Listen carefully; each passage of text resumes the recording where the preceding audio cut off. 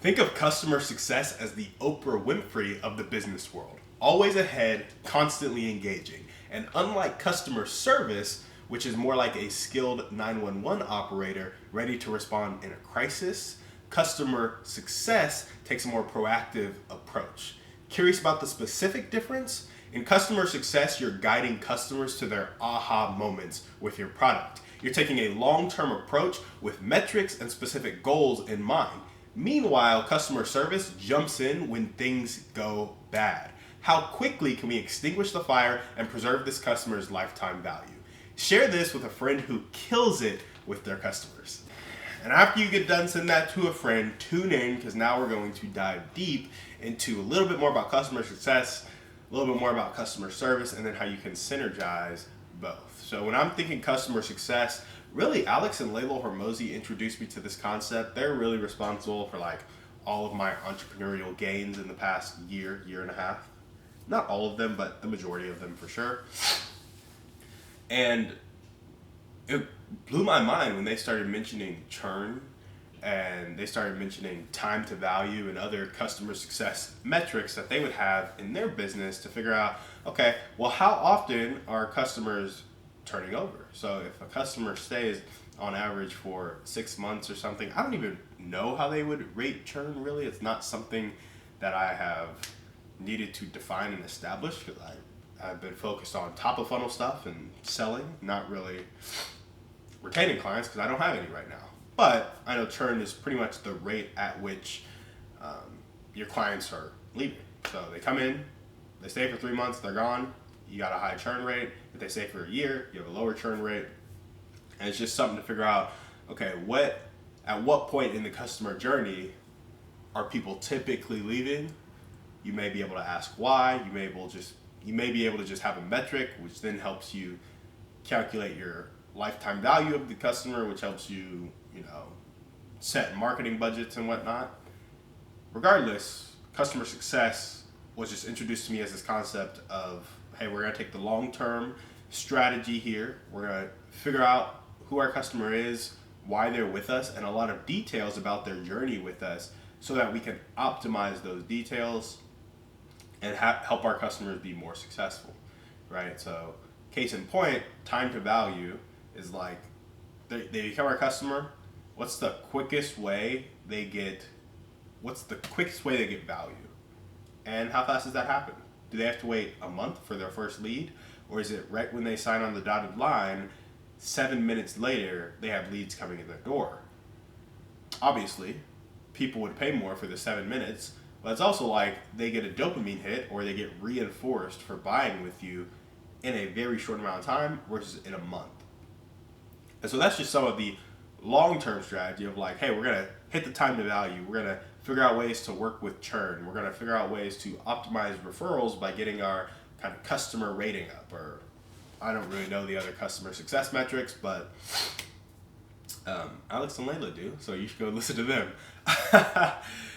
Customer success for me in business right now is really more about proactive engagement of drawing out the customer journey. And I think later, as it's drawn out, it'll be getting those metrics because the more ways I have to measure customer success, the more I can tweak it, the more I know about it. And it's also goal oriented. It's like, hey, time to value is I'm trying to get a customer to this point in this amount of time. I'm trying to get a customer to stay for this long, so I need to decrease my churn. It's all goal oriented, and it's before the customer knows what's coming. That's customer success. It's long term. You're proactively engaging. You're setting goals according to metrics that you have. And customer service is really more about, hey, my product broke. I'm calling you because I'm pissed now. And you're going to be reactive in nature because you don't know when it's coming. It kind of just hits you and then you have a situation, right? And of course, you can be proactive by writing out how you solve those situations. But mainly it's like there's a lot of emotion, a lot of reactivity, and then kind of trial by fire problem solving. It's like, okay, we figured out how to refund their product and now we're going to write that down and create a system around it. But that's not getting them to success. That's getting them from like failure to neutral again. So then maybe you can work on getting them to success. Like, I guess that's another difference in my head right now. And honestly, all this could be wrong because I have very little experience with customer success. But I know time to value is a good customer success metric. I know churn is a good customer success metric. And those are the first two that I'll start with as sober living tenants start coming into my properties. And then later down the road, maybe I'll ask Layla and Alex about other customer success metrics or read a book or something, because I think it is a fascinating part of the customer experience. It's the only part, right? Like, how can we get our customers to be successful? And I didn't know we measured that. We even had a customer success role in one of my last companies, but one of the last companies I worked for, but they didn't, their role was like really, it was like X number of outreach. It was like another sales role instead of like a, I don't know, sales / operations role. It's just a black box for me right now, and I would love to understand it a bit more. And then understand it's like, okay, there are going to be some periods where they're going to have to do customer service, but how can they proactively be ensuring the customer's success, right? So customer service is like immediate support, some problem solving. I think ideally these would be two different teams, but in a small company, you might have the same person doing both. I don't know. But when you're synergizing both, I would say they're complementary roles. Like, you have a customer service team that, as they solve immediate problems that are causing a lot of pain for customers, they may kick them to customer success, or they may ask some customer success questions of like, not how do you feel about this customer service, but how else can we help you with the product? Can we do this for you? Can we do that for you? To help you become more successful, and then kind of make an intro into the customer success team. I can see them being complementary in that way. You have enhanced experience when you compliment them like that. So it's like, hey, you came here with a problem and you were angry. Not only did we take you to neutral by solving your problem, or a little bit happy by solving your problem, but we took you to ecstatic because we then gave you more of your ideal outcome, right? Then, of course, just business growth. I think initially you're probably just going to have customer service when you're the entrepreneur and you're getting clients and you're marketing and you're selling and you're doing customer service and you're doing customer success and you're doing operations. But as you build out a team and your business grows, I think that's when you really have the opportunity to synergize both, because you have enough people in the funnel that need your service and need to be successful.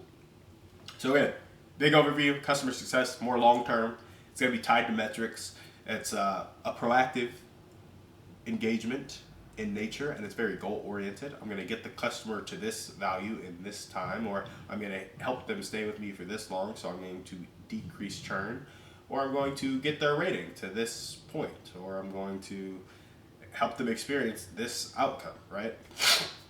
Customer service is more about, hey, how can we get back to zero, preserve their lifetime value? You see this in grocery stores a lot. Like, if you have some rotten food, they may take it back and refund you just because of that grocery store. If you stop going to that grocery store, they might be losing out on tens of thousands of dollars over the course of 10 to 15 years that you go to that grocery store. Whereas if you, if they just give you $10 back right now, and then you stay a customer for 20 years, they're making a lot more money off of you. So it's just important to kind of realize that customer service has its part, customer success has its part, and I don't know, they're just both important, but they are different.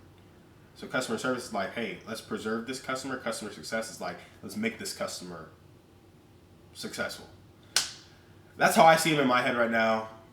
And a lot of the reason I'm touching on some of these topics is so I can learn, is so that I have to answer the questions, so that when I apply it to my business, I have a way of thinking about it. And you guys can see, hey, when Timmy was 24 and naive, he thought about customer success this way. Now he owns 200 sober living homes and a couple of rehab facilities, and he's done some other mergers, and he thinks about it differently. And that's because he learned. And now he can communicate it more clearly to us as well. Long story short, customer success, long-term strategy, customer service, more reactive. You can synergize both as the business grows to complement each other, and I think take a customer from really pissed off to really happy, all within a kind of 10 to 15 minute interaction if you get it down and going really well. That's what we got for you guys today on the show. Thank you so much for watching. We will see you on the next one, and remember, we are a community of people judged not by our wealth, but by our impact.